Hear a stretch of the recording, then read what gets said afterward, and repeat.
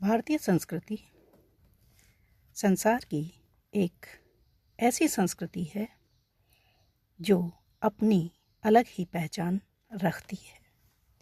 इसका अजस्र प्रवाह अनंत काल से प्रवहमान होता हुआ निरंतर बढ़ता चला जा रहा है। संसार के जो भी विद्वान व्यक्ति हैं उनमें से अनेकों ने इसके ऊपर निरंतर विचार किया है कि ऐसा क्या है कि यह संसार को आच्छादित किए हुए है और अपनी ओर आकृष्ट करती है। कुछ खूबियां हैं, कुछ विशेषताएं हैं जो अन्यत्र देखने को नहीं मिलती। यही इसकी अपनी विशिष्टता है जिसके कारण यह संसार में अपनी एक अलग ही पहचान रखती है। बहुत सारी खूबियों में से एक है आश्रम व्यवस्था। आश्रम व्यवस्था जिसका कि आश्रम असमन्तात् श्रम्यते अत्र इति आश्रम है। सब ओर से आकर के जो यहाँ विश्राम प्राप्त करते हैं, आश्रय लेते हैं, इस कारण से इसको आश्रम कहा जाता है। आश्रम व्यवस्था के अंतर्गत संपूर्ण जीवन को 4 भागों में बांट दिया गया है और यह आश्रम व्यवस्था भारतीय संस्कृति की एक ऐसी व्यवस्था है जिसके ऊपर संपूर्ण समाज का ताना बाना बुना गया है और पूरा ही मनुष्य जीवन इन आश्रमों से ही व्याप्त है। इस व्यवस्था के अंतर्गत संपूर्ण जीवन को 4 भागों में बांट दिया गया है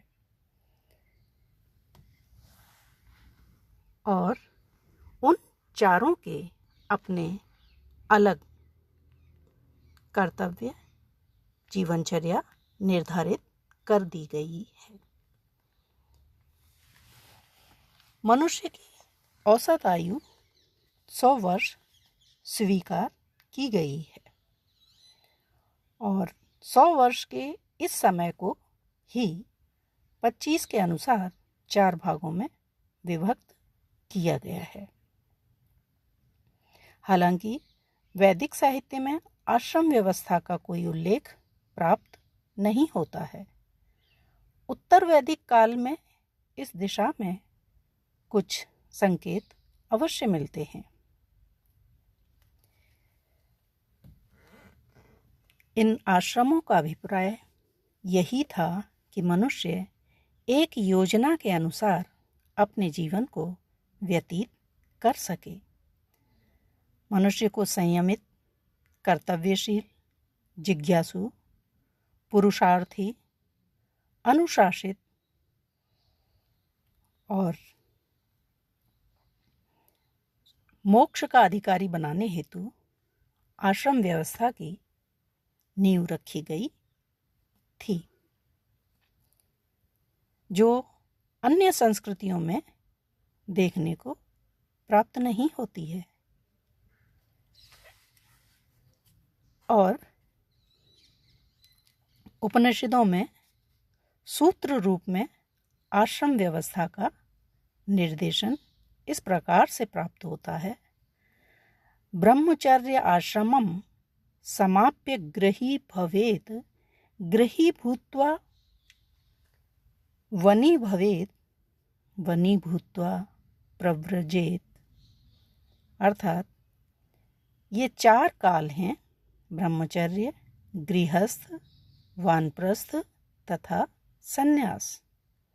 और प्रत्येक आश्रम की अवधि 25 वर्ष निर्धारित की गई है। यह व्यवस्था केवल द्विजातियों ब्राह्मण क्षत्रिय एवं वैश्य के लिए ही थी। शूद्र वर्ण केवल गृहस्थी हुआ करते थे। और इस प्रकार से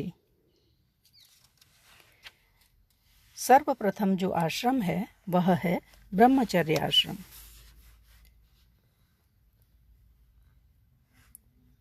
सभी द्विजातियों के उपनयन संस्कार से ब्रह्मचर्य आश्रम का प्रारंभ हुआ करता था। ब्रह्मचर्य आश्रम के अंतर्गत व्रत नियम का पालन करना अनिवार्य होता था और इस आश्रम के अंतर्गत जो बालक है वह घर से दूर आश्रम में निवास करता हुआ अपना शारीरिक, मानसिक तथा चारित्रिक विकास किया करता था। पुराणों में कहा गया है कि सभी धर्मों का मूल ब्रह्मचर्य नामक तप है तथा ब्राह्मी स्थिति ब्रह्मचर्य स्वरूपिणी ही है।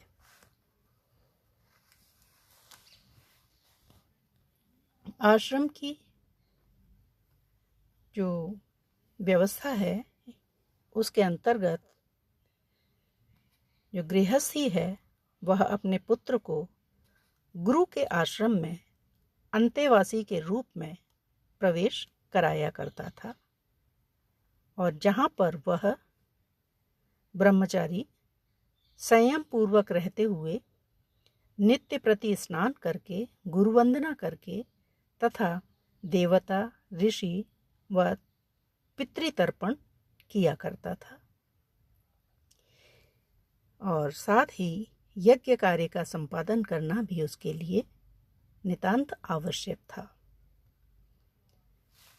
और ब्रह्मचारी को वर्जयेत मधु मांसम च गंधम माल्यम रसाचितम शुक्तानि यानि सर्वाणि प्राणिनाम चैव हिंसनम।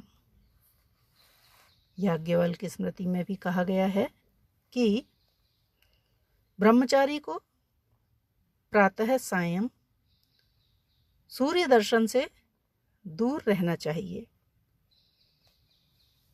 अर्थात सूर्योदय से पूर्व उसे सोकर उठ जाना चाहिए और सूर्यास्त के पश्चात ही उसे विश्राम लेना चाहिए।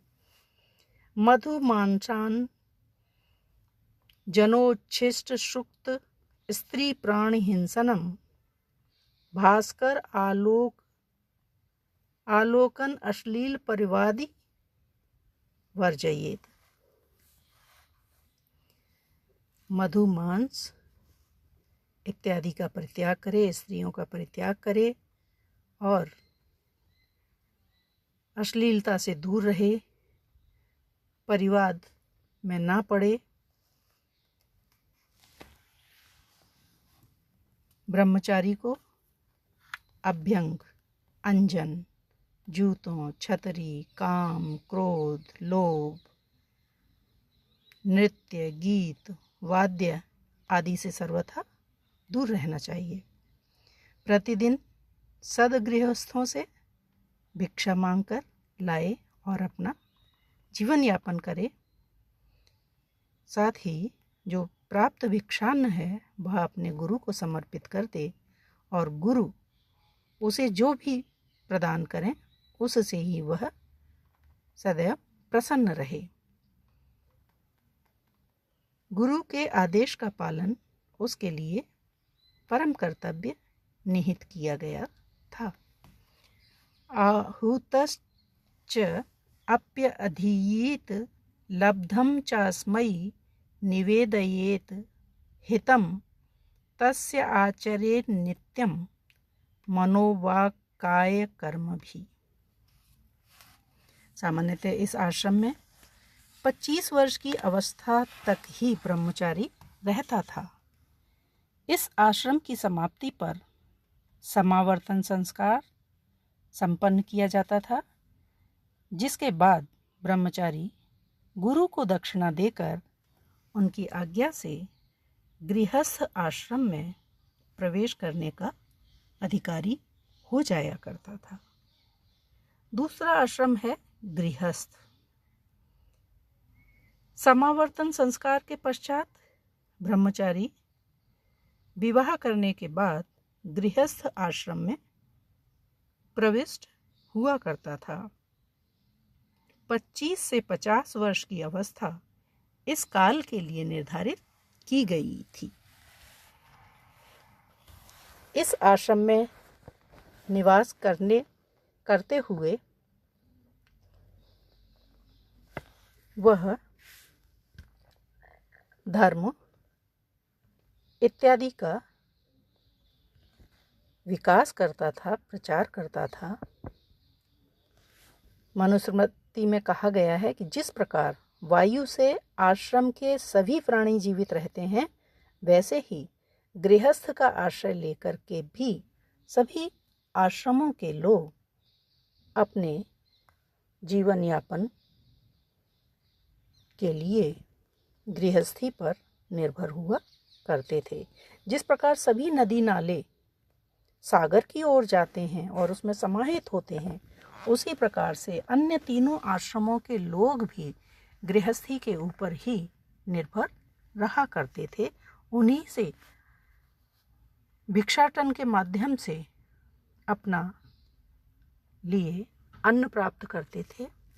और जैसा कि कहा गया है, यथा वायुम समाश्रित्य वर्तन्ते सर्वजन्तवः तथा गृहस्थिम आश्रित्य वर्तन्ते सर्वे आश्रमः।